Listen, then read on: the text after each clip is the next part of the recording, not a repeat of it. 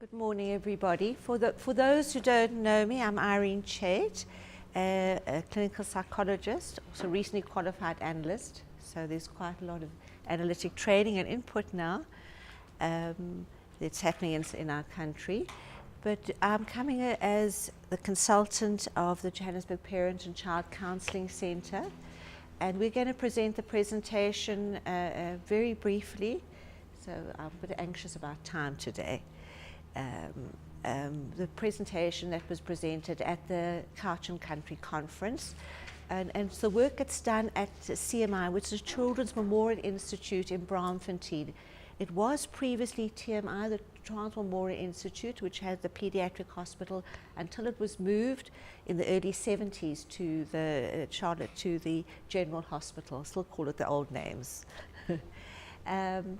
So it has, CMI has 32 children's organizations and NGOs who work together. I won't mention all of them, but just to say these are the three that we work in association. So it's a parent and child. We do mainly counseling training, Lafika Arc Therapy. So that is going to be Kamal. And Fight with Insight, and Sherry also has her feet in many doors and does a lot of research for a lot of children's organizations. And Claudine Ribeiro, who's our newly appointed, a year-old director, and has really swung our centre together and got it very functional. I meant to just talk just briefly about the conference. We called a conference together because we were aware that the analytic community has grown enormously. Dane mentioned 55 groups, and we've been very aware of the intensity and the diversity of work, both in the consulting room and in numerous community settings where there has been some traditional work, but also a transporting of analytic concepts and work into the community and into projects. And we were absolutely bowled over at the amount of abstracts. That went out. I just had to bring this. I'm very proud of it. I see my program has somewhere been lost today, but just to say that we had over 30 abstracts that were sent to us nationwide that show the diversity and intensity of our work in different settings, different hospitals, different clinics, and we actually didn't know what to do. So what we did is probably what you're getting a feeling of today, is we put it all in. So everything was packed and had 20 minutes and things. So Uwe Bailey had two or three presentations, so which you heard some of it, but there was also a brilliant infant observation paper of a township baby, which we didn't get to hear today, and that's probably another whole hour and a half. But we do also hope that we're going to somewhere get these permanent papers published in an e-bulletin, perhaps after the work that we've done today. Okay, so that's just put it into context. And then to bring us back to CMI, where there's a number of organizations who are working analytically and have for been a while. So I'm just standing up here having been in this community for it's 40 years now. But being part of the Parent and Child, which at that point, it was a Johannesburg Child Guidance Clinic.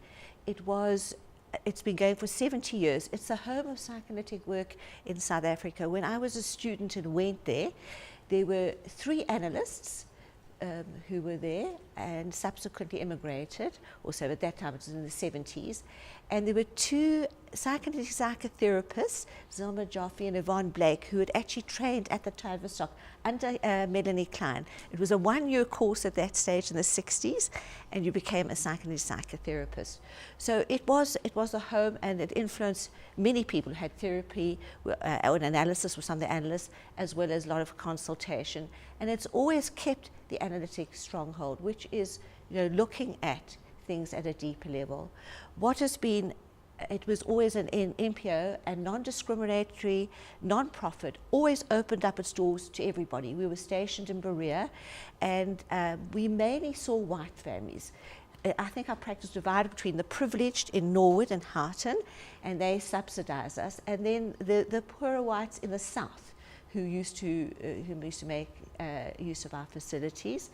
A couple of coloured families. and sometimes Indian families came, but that was all. And it really was only after 1994 that we were able to open our doors to everybody. But I think what we've done, which I see is we went into the community. We opened up offices, and there's CD. The first office we opened over 20 years ago was in Katlehong, which is now independent. We had offices in Broederstroom, and we now have just one office in Soweto.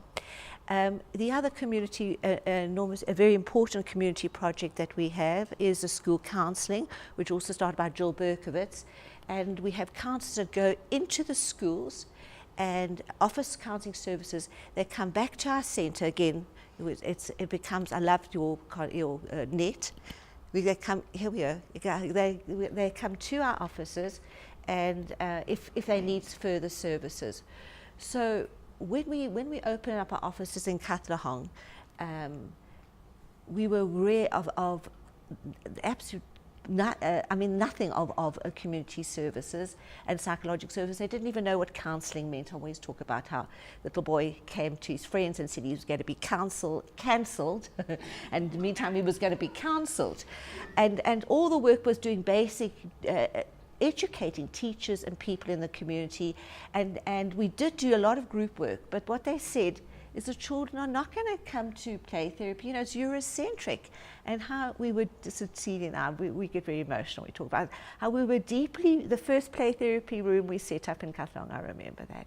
We were deeply moved how these children walked miles along the dusty roads of Katlehong to come for their therapy, to be and have an adult who sat there and attended to them and gave them attention and took up their feelings.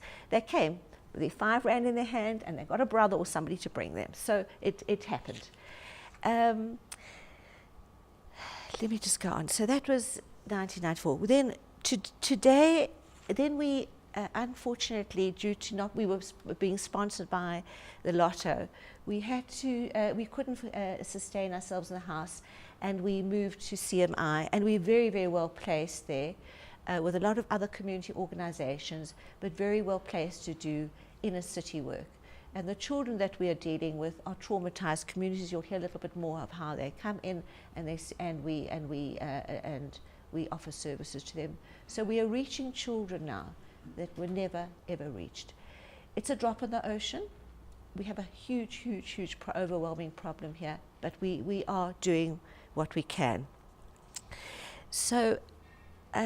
Maybe just to, our services are extensive, assessment, counselling, school-based services, there's training, including training. We have social work students and educational psych students, and if you've put other services, you do have this problem here. We're dealing with poor mental health. I see what you've written here is both a cause and a consequence of poverty, compromised education, gender inequality, ill health, violence, other global challenges. It impedes the individual's capacity to work productively. Ultimately, it affects the children. The children have to grow up and be adults one day, and unless they're given all the requirements, a good home, education, loving parents, it affects their later development. I just want to talk, everyone mentioned very briefly, now I'm going on, but I just want to talk very, very briefly about the children who come individually for play therapy are in their latency age. So this is a stage, if development has gone well, when the child should be able to go into school, should be able to learn, should be able to socialize, and have moved away from the family. But the children that get referred to us, particularly traumatized children, are not functioning well at school. They don't have good peer relationships. They often have extreme emotions, like it'll be depression or anger or anxiety, which impedes their functioning across the board. And what they will bring to their therapist will not be, one would hope at this stage that one would get symbolization and pretend play, which is a very much a human feature. and one would hope that they would be able to fantasize and imagine things. These children don't. What they bring to a therapist and what the therapist is subjected to is the experiences that they have been experienced. So there will be lots of mess in the playroom. You will see the squalor and the awfulness of their lives. You will have to be subjected to it and understand it. Dane spoke about containment. What the job of the therapist is not to make wonderful interpretations, but to feel what the child feels, the squalor, the mess, the violence, the hurt, to feel it, and then to think about it, and then to put it into words for the child. That is a beginning of a first of experience for some of these children of having a caring, containing, and thinking adult. The deprivation and the abuse and the mess is so enormous that they have been deprived of just normal human adult care and concern and love. So just to tell you, it's very challenging work. It's sometimes very grueling work, but it's also terribly rewarding. So it takes time for the therapist to suffer the violence. Sometimes, thank goodness, it's not directed at the therapist. It will be played in toys, that there'll be very, very aggressive games, and then the therapist just witness to so much carnage. But so that's a little helpful, although, I mean, it's very disturbing in itself. But over time, and it takes 6 months, a year, and this is not Kleinian, of course you're Kleining that we have to go do long-term therapy, but it's human nature. Things take time to process development, and if you have problems, it takes time to unravel. So and to repair those. But after 6 months, a year, for those who've worked with children, you will start seeing changes.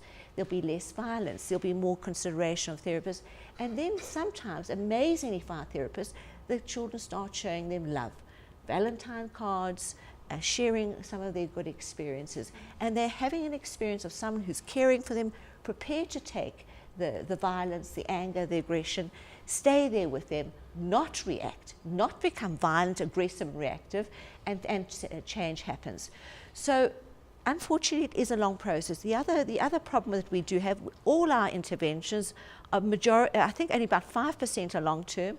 Most of our interventions have to be, because of the situation, short term, and sometimes we can't repair problems. But then, if you're working in a short term frame, to have a structure around that, and then what we do, we pick up, if need be, in our school counselling programs. So for example, kids, and when we in our net, we pick up sometimes at Lefika or the Fight with Insight, kids that are showing, very severe problems that are not being helped in an ordinary situation, and then they're brought into the parent and child for all our services, which includes not only seeing the child, but because when you work with a child, you're not only working with the child's internal world, you're also working with their external world, so it's involving the parents and the schools, and sometimes their medical problems or remedial problems.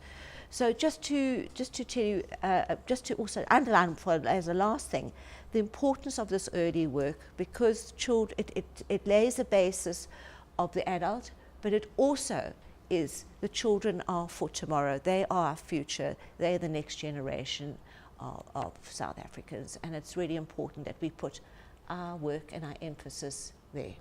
Okay, can I just hand over to Claudine if you want to add anything? I think I just want to stress about the school-based services, because we work in about 30 schools, and that includes the schools that we work in Soweto. Some of them are low fee-paying private schools. Okay, sorry. I just wanted you could hear her. So some of them are low fee-paying schools, but others are just regular government schools, and the majority of our schools in Johannesburg are government schools. And very often the schools themselves are quite chaotic spaces, and we have to almost manage the entry of a counsellor into that space, which is it's a nightmare. And we have a team that's there to support the counsellor that's going in, and we obviously provide the supervision for that person, but it's not an easy entry, and very often they don't have any helping services. They're just managing to keep going day to day and to do the basic education. So it really is adding an extra layer of support to the families in that school.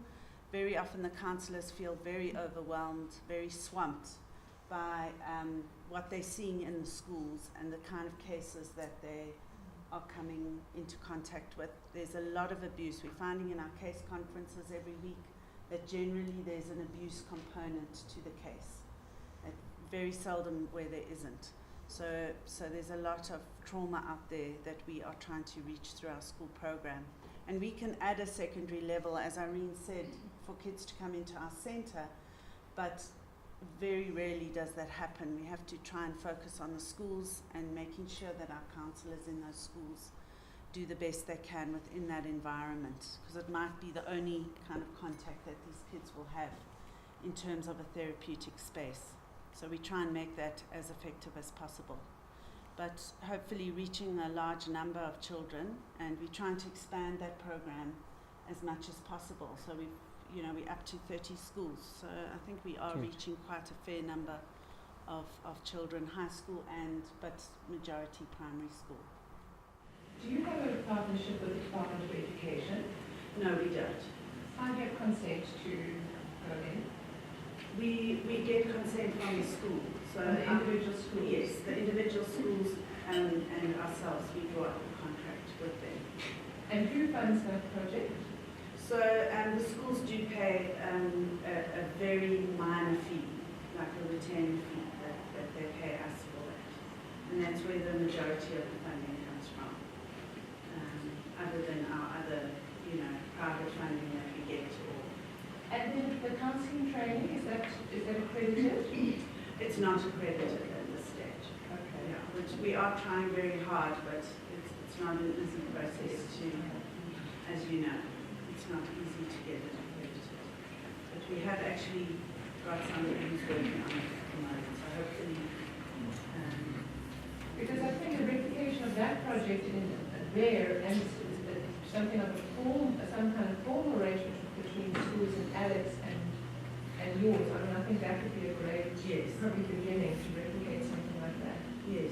And then as a bigger cohesive group to actually appeal to the Department of Education, because this does fall within there. Yeah, I think as big as we get, it's, the more schools we cover, I think the potential for that is bigger. But I'm not sure how much. I know the Department of Education was wanting to place 30 interns next year, and unfortunately they've lost the funding for it. So that was going to be a huge big thing, and many interns accepted that position, only to now find that they're going to not be paid for it. So they now have to make a choice: are they going to do it as an unpaid intern? So I'm not sure in what state the Department of Education is to kind of. But maybe that's an opening for us. So it might be good to do that.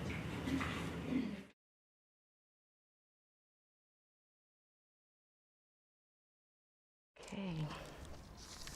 So my name is Kamal. I'm from Lefika Lapodiso, the Art Therapy Center in the CMI building. And what we do there is we do community art counseling. We've started a training, and after many long hours and patience and frustrations, we finally got our training accredited by the Health and Welfare SETAs. And then we run groups. Our community art counselors run groups as well. And our training is based in psychoanalytic approach and art therapy.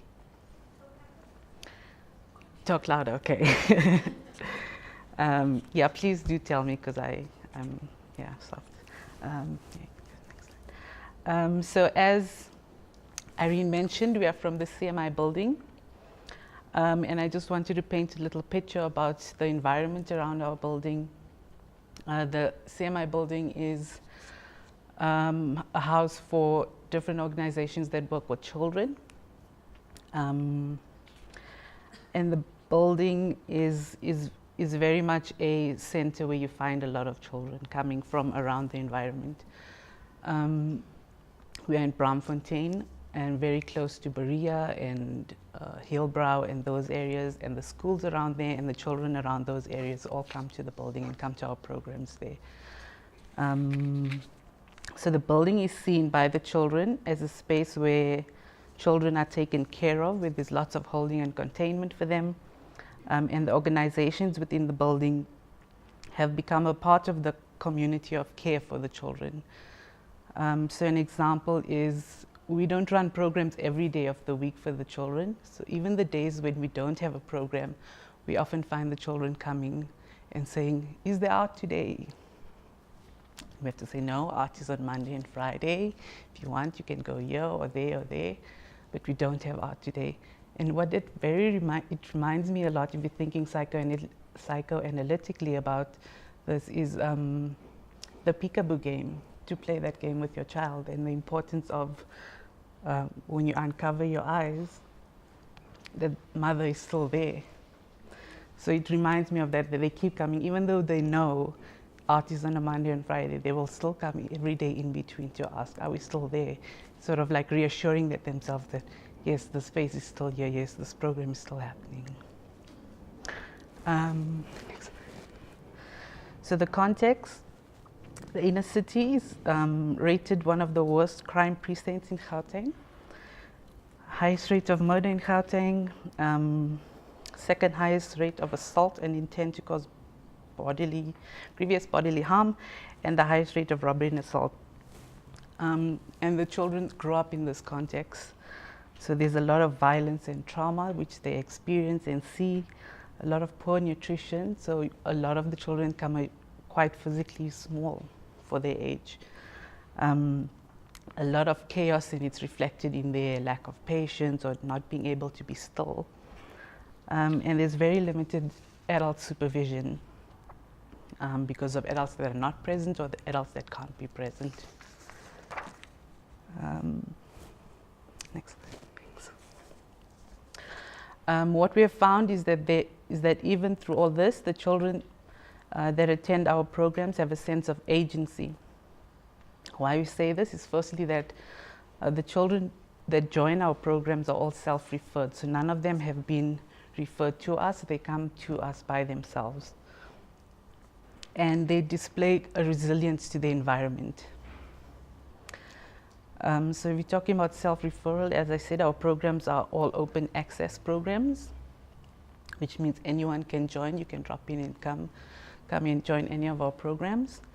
In Lafika, we have an open studio program on a Monday and a Friday, which is an after-school program, and we've actually had to start an ECD version of these programs because a lot of the children come with their younger siblings. There's no adults to look after them.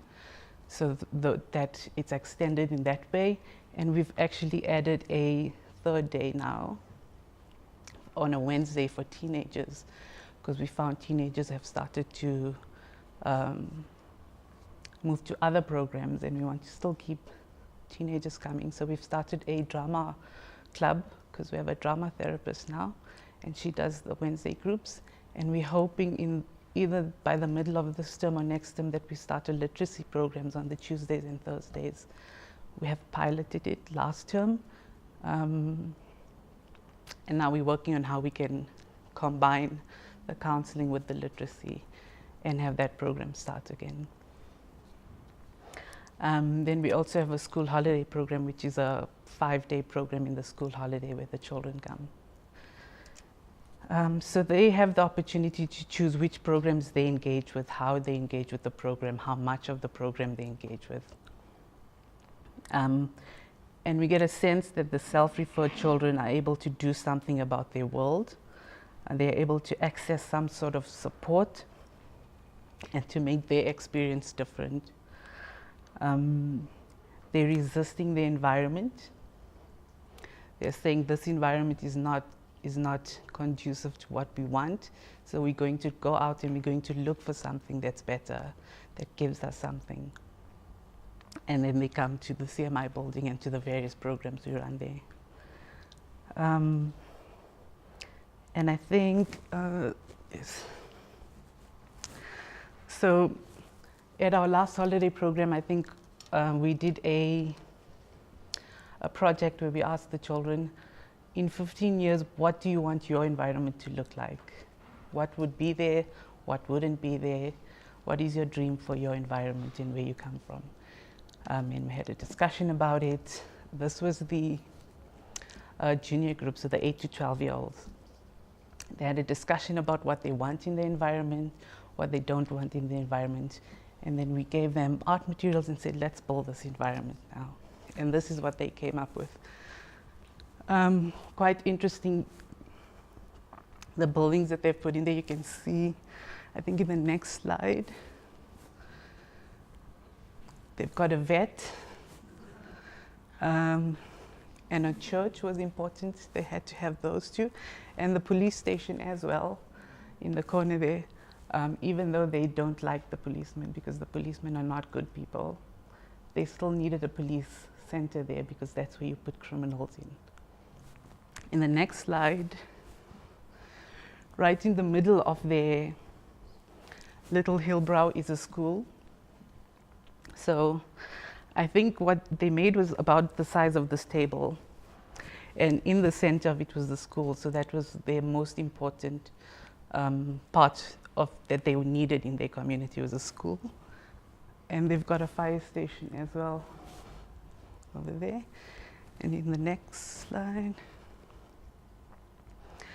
they've got Helen Joseph Hospital. And over here, they've got something they called Lafika House. And they explain that that's where Lafika would be, no, that's where all the children that go to Lafika would stay. So they'd all stay together. Lafika isn't in the environment because we are in the CMI building, so all of them that come there will go back and they'll all live together in the Lafika house. Yeah, thanks. I wanted to pick up on good enough parents, and I think Irene touched on it a bit. When you're working with a child, you're working not only internally but externally, which includes their parents. And we found that engaging with parents in this community has been extremely difficult.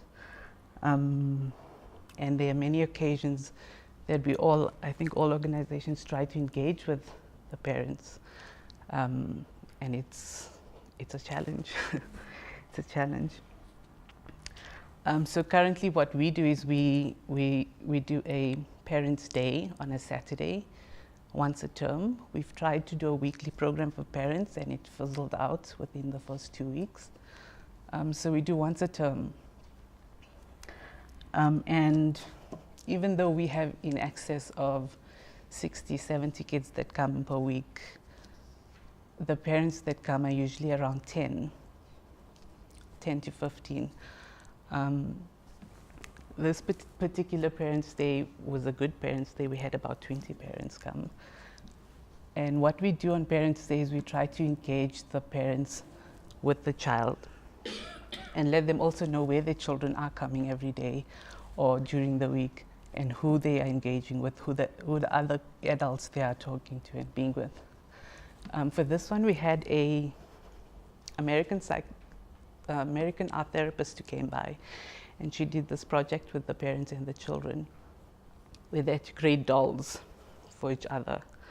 So the parent would create a doll for the child and the child for the parent, and inside the doll they had to write what, the parent had to write what is their wish for their child, and then you'd bind it and make the doll, and the children had to make what is the wish for themselves, and they would discuss it with each other at the end of the process. So that was a good Parent Day, but it's not always good.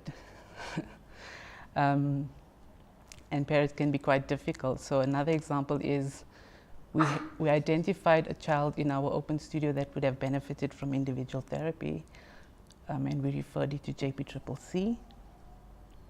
And their therapist tried to get hold of the parent, and the parent said, nope, I don't want my child to come to counseling or therapy. There's nothing wrong with that. There's nothing wrong with my child. He's just a boy. That's how boys act. So no, thank you. So that's, yeah, it's quite a roll of the dice with the parents. Let's see. So some of the parents are really great. They just lack the sense of agency because they themselves are disempowered. They themselves are depressed, or they're working shifts and they can't make it. So they are actually quite good parents. In this work, we need to be careful of not coming across as messianic, where we say that these parents can't or don't provide, and we can do much better. We don't know that their parents are not providing for them, or not providing a safe, adequate space for them. We create a community where we supplement what the parents are doing, and where there are issues where parents are not doing or cannot do, we can help them and we can refer them to our community. So for example, the parent groups with JPCCC, the nutrition packs that we can give to the parents and families. Many of the children take it upon themselves to seek out and become part of a community that is supportive, nurturing and caring. So often we find in the mornings, we sometimes find children around sitting in Lefika, and we ask them why they're there. Shouldn't they be in school? What's happening? And they would say, well, I don't have the proper school clothes, or I don't have school shoes, so they send me home, or my parents didn't pay school fees, so they sent me home. I was feeling sick, so the school sent me home. But they choose not to go straight home. They choose to come first to the building, and they'll sit in the waiting area for an hour or a few hours, and then they'll go home, which I think says something about the environment that we've created there. We have come to represent thoughtful holding adults and substitute parents to the children that attend the various programs. And an example is of how maybe the organizations work together is in our open studio. We had a child who was really externalizing and acting out in quite a aggressive way in the group setting, in our group.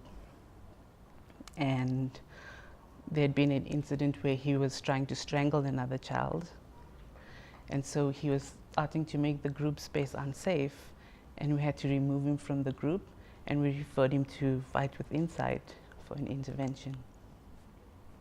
And his parents also got help, individual counseling and therapy. And once he was finished with the intervention at Fight with Insight, he reintegrated into the group. And the facilitators have noticed quite a difference with him. I can't say that he's not aggressive, but he's definitely a lot less aggressive. And he's quieter. And whereas before he never used to speak about what he created, now at least he says 1 or 2 words about what he created. So it's tiny changes, but it is changes. And I think it's a really nice example of how the organizations can work together to support. So we've created a community of care that anyone can access. We may not be able to change the community in Hillbrow, but we have a community in Hillbrow that behaves different to the stereotype of what Hillbrow is. It's the ability to see behavior as a form of protesting.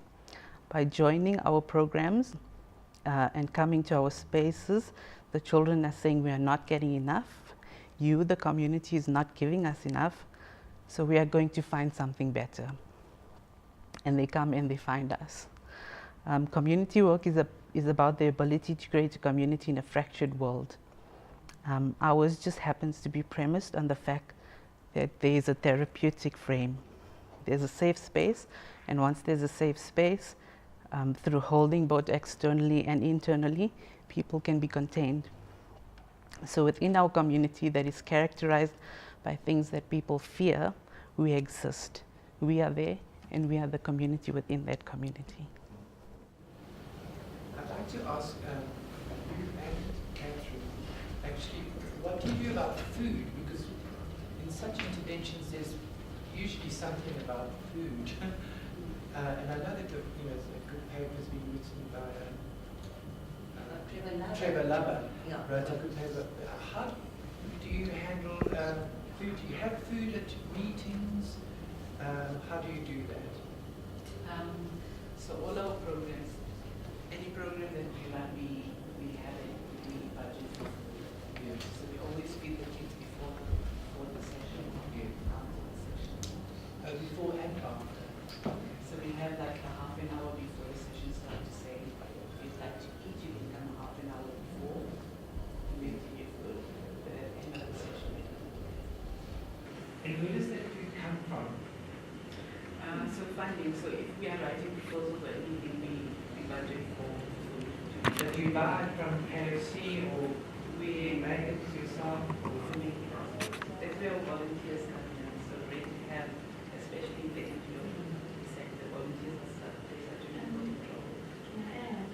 It's a product, it's called EPUB, which is very much like Future Life. It's a cheaper version of Future Life. And why we chose it is because if we could give the kids one meal a day, we wanted it to be something that would give them all the nutrients that we need. And it was also quite a cost-effective option. Okay. Because one solution that I found when I was running Scout of the Violence, as you would tell, we had the same situation, number of groups that we were running. And then we got the women's group to provide the food. Instead of paying you can pay for chicken and Coca-Cola, we paid that money to the women's group who would then, so it becomes a self-serving cycle. Your money is not wasted on some other organization, it feeds back into. But I think this consideration of yours outweighs that, because if it's really cost effective and nutrition rich, it's guaranteed. But I mean, it might be just think about ways of getting your needs met increasingly inside your community. And we found that.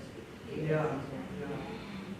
Do you want to say something about We don't provide food. We spend a lot of time talking about that. But for our clinical interventions within the community, we've made a decision not to provide food.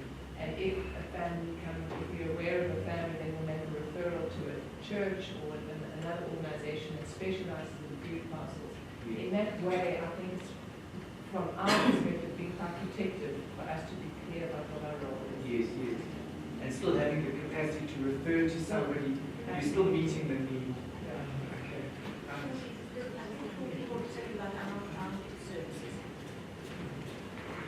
Yeah, I just wanted to say that we do have food parcels, and it's definitely a double-edged sword. And we went down that road. I wasn't part of the organization, but very often kids would come and they would be starving, so they would engage in a therapy because they were starving. So we started the process of providing food parcels through a specific sponsor for families that are poverty-stricken.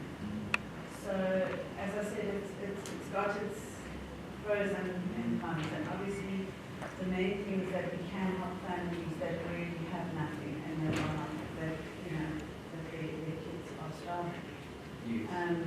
But we try and keep it time limited, so the same families have it for 3 months, and then we try and move on to other families so that they don't become dependent on it. Yes. It strikes me that it can be seen as analogous to medication, because you can also have mixed feelings about medication and treating somebody, but if it enables someone to access the therapy better, then it becomes, so food is also something you can take in and gives you access to space in yourself.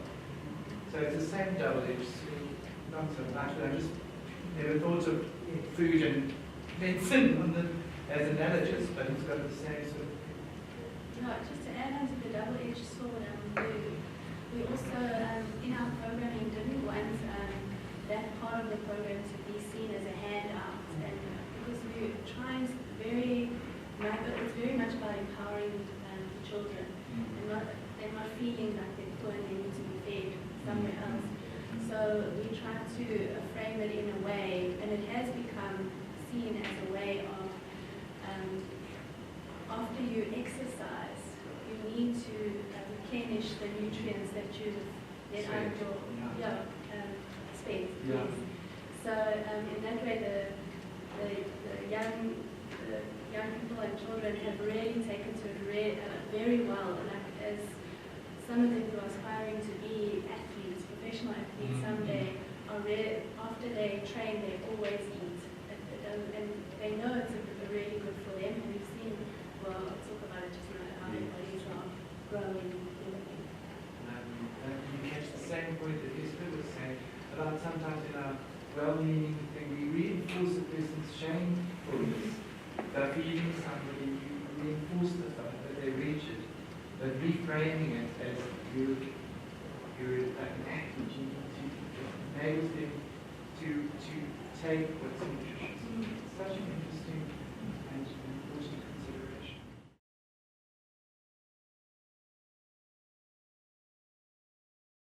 Okay, so I feel very privileged to be speaking after Claudine and Irene and Kamal and also Esther and Catherine, because I feel like we're all really on the same page in terms of the work we're trying to do and what we're trying to achieve. I'm so glad that Catherine showed the picture of the net and the basket, because it's very relevant to, I think, the way that we achieving what we achieve. So I'm going to talk a bit about how Fight with Insight functions within the community of care that we are in, and how this approach has impacted on our community. And although it's quite specific to the gym, a lot of what I talk about I think happens in the other programs as well. So what is Fight with Insight? It's an open access boxing gym, meaning that any and all children are welcome to join the gym at no cost, and they can come and go as long as we open, as they please. We open 6 days a week, and similarly to Lafika, who use art, we use boxing as a hook to draw children in and give them access to a basket of services that we have through our community of care. So boxing particularly provides a means through which we can target and successfully reach boy children, who make up the largest proportion of at-risk youth in our community, and I think in general in the country as well. And it does this in a way that these children come to our programs voluntarily as they flock to your play mats, your baby mats, or I'm sorry, I forget what they're called, and to Lafika. They come voluntarily. There's no one forcing them to be there. It's, as Kamal said, very much based on self-referral. So from the 6 children who participated in the first boxing session we hosted when we opened the gym at CMI, we have grown to a contingent of approximately 140 regulars. So those are children who come every week, minimum of twice a week. And they are mostly boys, but there are some girls too, I think just because of the nature of boxing. So how did we come to exist within this community? Originally, Fight with Insight started as a 12-week rehabilitation program for child sexual offenders and their parents as well, which was run in collaboration with the Teddy Bear Clinic for abused children. And as a rehabilitation program, we saw incredible, really incredible changes in the children as a result of the boxing, and we did extensive research on it. So the research showed that the boxing provided a form of anger management. It's improved impulse control. It developed self-discipline and confidence, and ultimately resulted in increased self-esteem amongst these young boys. So knowing that all of these factors exist in their negative forms in young people who are at risk prior to any offending behavior, led us to ask, why are we waiting until after they offend before we do something about it? In addition to that, there was a persistent and inherently fascinating finding across the studies that we conducted, that the children and parents really longed for ongoing contact with each other and the facilitators after the program had ended. and they expressed the immense feeling of support that they had felt within the community that we had created through the program. So they were basically alluding to the need for and value of a community of care. So our aim to target at-risk children and the express need for a community of care led to the establishment of our boxing gym at CMI, which gives young people open access to this community of care. It's the access point similar to what you were talking about. So how do we provide the children with access to this community of care? Very much like Lefika and JPCCC, one of the most effective features of our approach is that it is very directly responsive to the needs of the children and young people who participate in our programs. Very importantly, we don't assume we know what is best for these children. As Kamal said, we're not there to take over the function of the parents. As a part of the community, we are there to support the existing structures which the children, through their own agency and behavior, are saying are insufficient. So when these children, some of whom live up to 4 kilometers away from the CMI building, walk to CMI after school nearly every day to come to Lefika or JPCCC or Fight with Insight, they're telling us that they enjoy our activities and they feel safe at our facilities. And I think there was a similar example of children walking along dusty roads. I'm sorry, I'm very inspired by that presentation. Their bodies, many of which show signs of wasting and stunting, tell us that they are not getting adequate nutrition.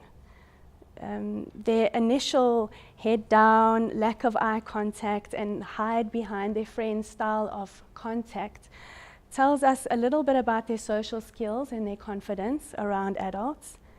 Their sometimes low functioning within the sessions tells us that there are or may be cognitive and developmental delays, and they require specialized referrals and assessments.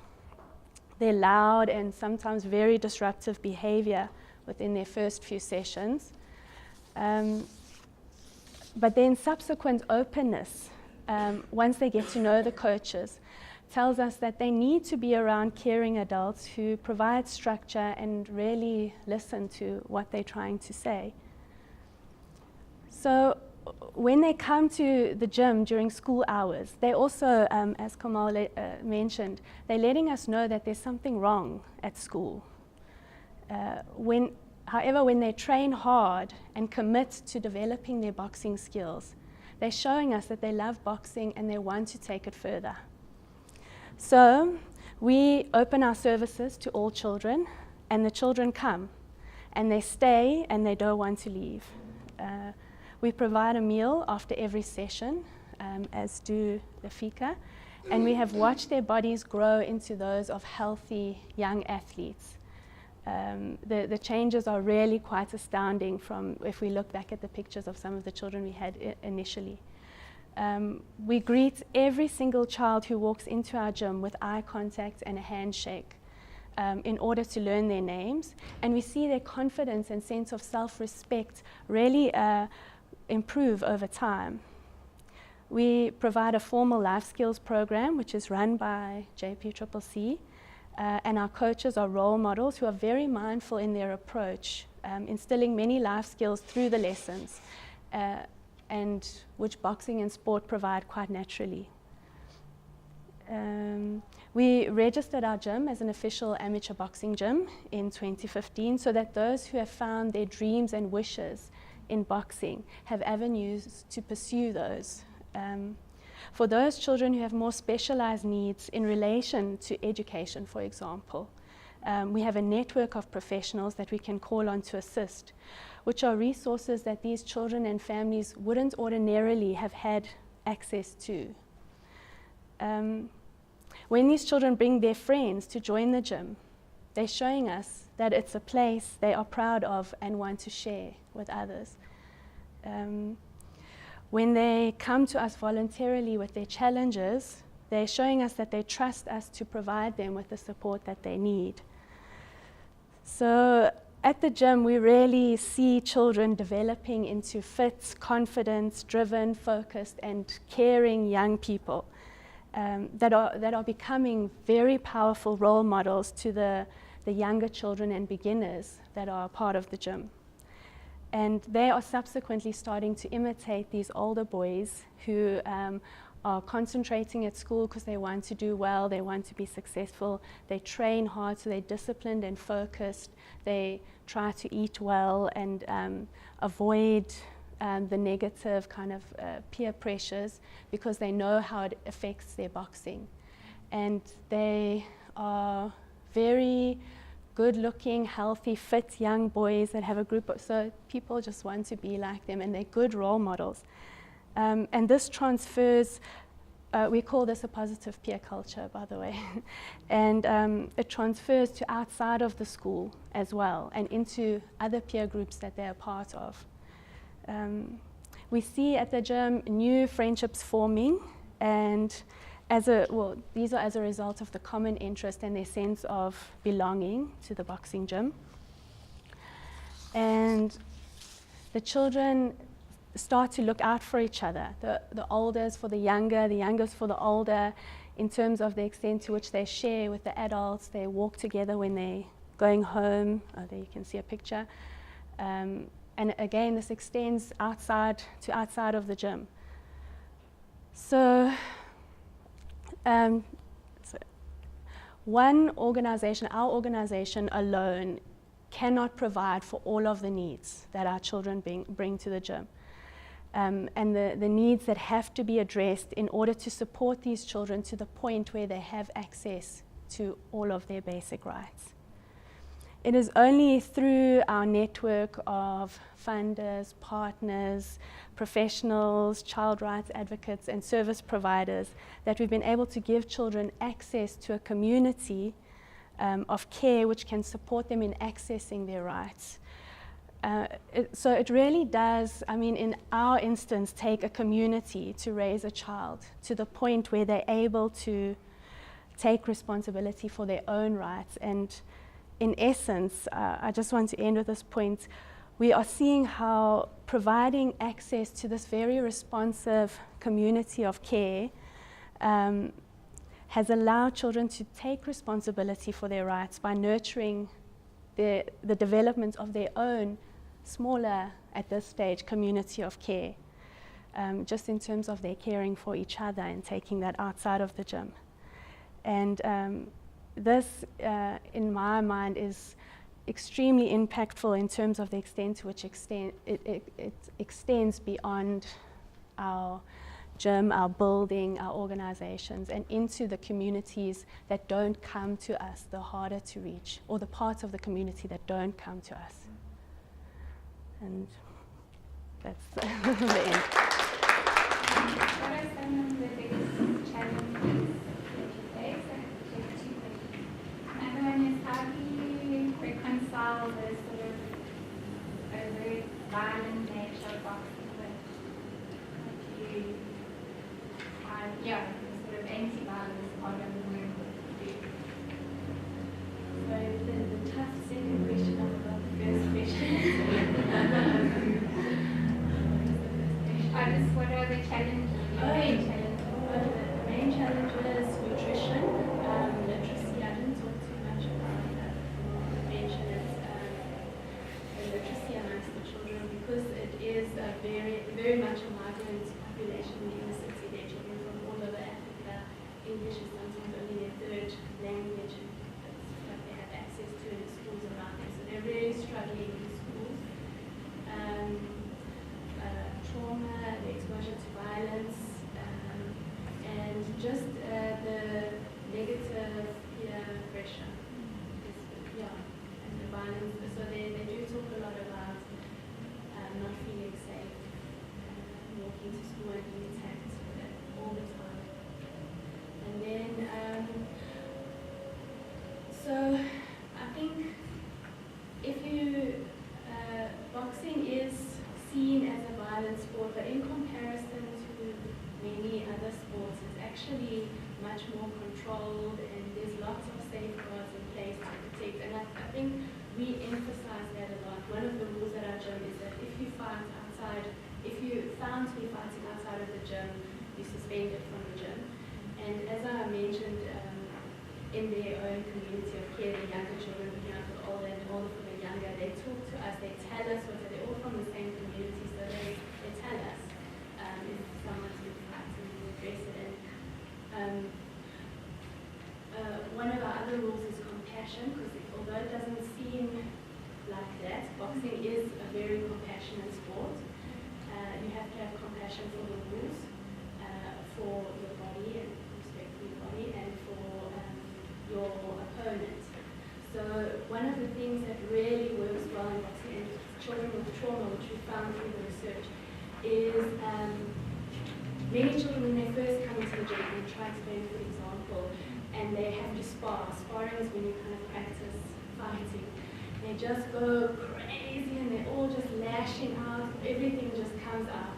But there's always a coach and a as a referee to kind of work through the process with them. And you see slowly, the more they do it, the more the boxing teaches them how to think and respond, as opposed, because that lashing out is not, it doesn't help in the book. You have to be able to think and strategically see where your opponent is coming from, find the gaps.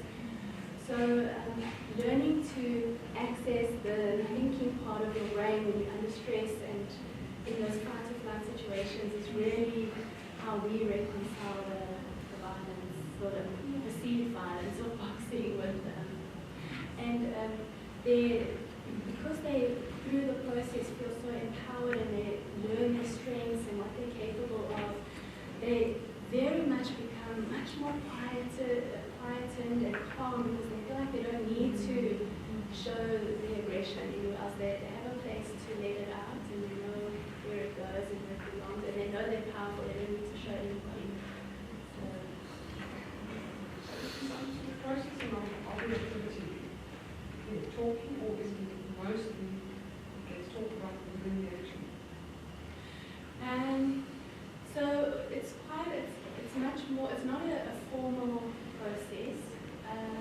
We use something called life space intervention, or otherwise known as the other 23 hours, which is kind of like very much a parenting style approach, where we're with these children all the time and we talk about what happens and what we see as it arises and comes up. And the coaches are quite good at relating boxing to it. Boxing is very, anyway, it's very much the rules and things we learn about boxing parallel with a lot of lessons we learn in life. And they make those clear during the sessions, and it's very concrete for the children. So for example, just as an example, there's something called, we know all of the first impression when you meet someone and how important that can be. And which is one of the reasons why we do the handshake. And if you give a good, firm handshake, you make eye contact, it's quite a good first impression and asserted yourself. Same as in boxing, the first punch you throw in the ring at your opponent, if it's a weak, your opponent already has the psychological advantage over you. And just in those very concrete, there's many, but those are very concrete ways to kind of embed the kinds of life skills we want at school, we think will help these children to access and take responsibility for their lives. Just one question. So I assume you're going to replicate this idea across content. We are trying. We are trying. So I think one of the hardest things for us in terms of sustainability and replication is the coaches. We have two, many of you will know Ruby Lampert, and the other person, Anton Gilmore, who has just so much life experience that he's been able to bring into the boxing and working with young people for over 20 years in boxing. And they're just characters in their own right. They're not easy people to replicate, and they're a big part of what makes the program what it is. So we have, Luke's been doing a lot of coaching, training of coaches in terms of how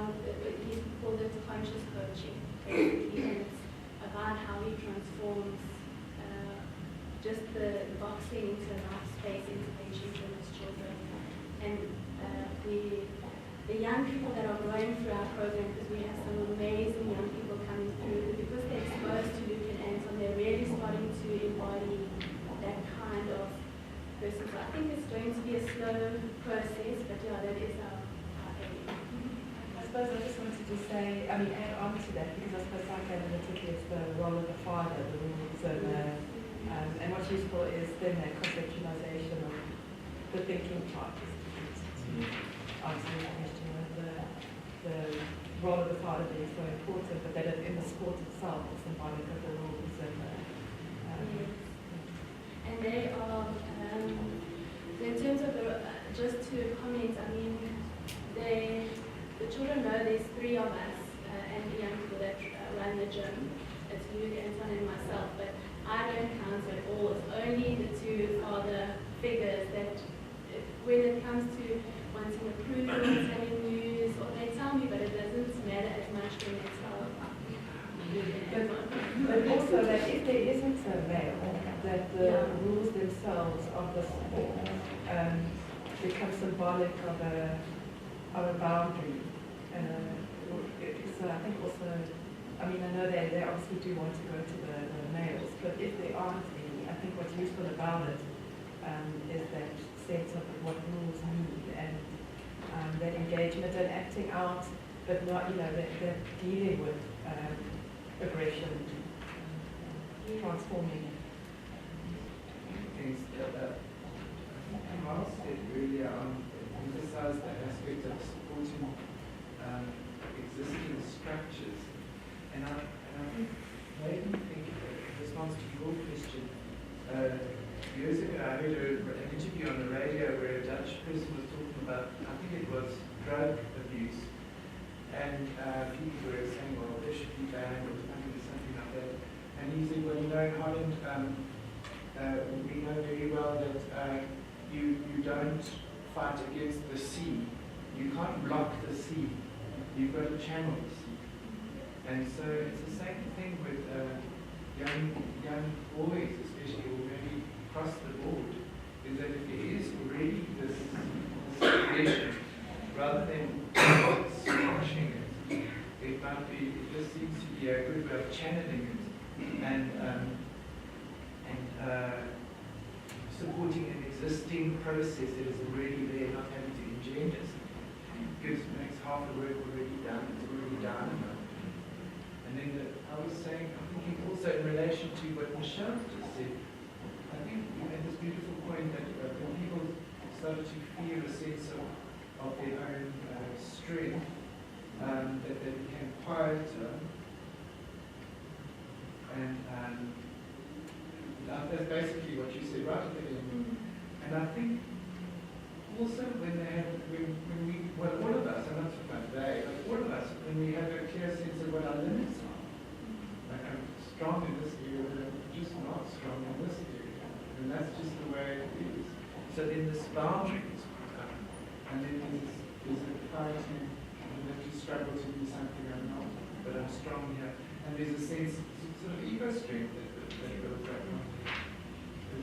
So I think the point I'm making is not just strength, but also acceptance of inadequacy. So we don't have that terrorizing ego ideal that can be so damaged.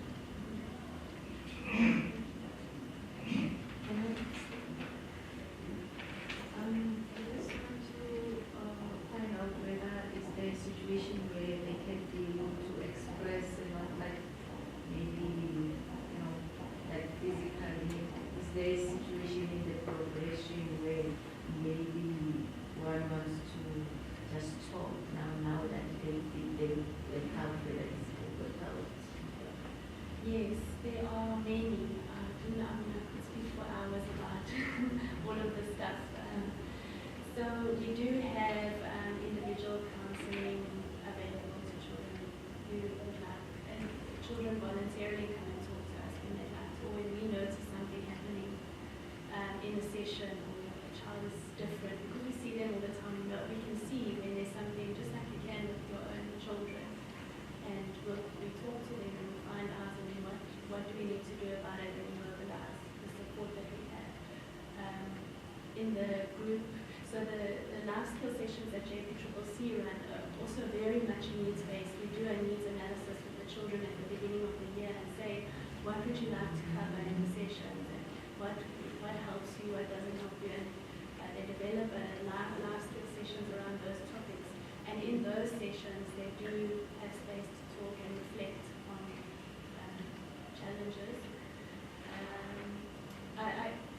Amongst themselves as well, I often sit in the office, which is right at the entrance, and I can hear them talking to each other about their challenges at school, with girls, with in their boxing, just in the experience of their body. Their body's not doing what they wanted to do. I don't say it exactly like that, but I think there's many opportunities for formally and informally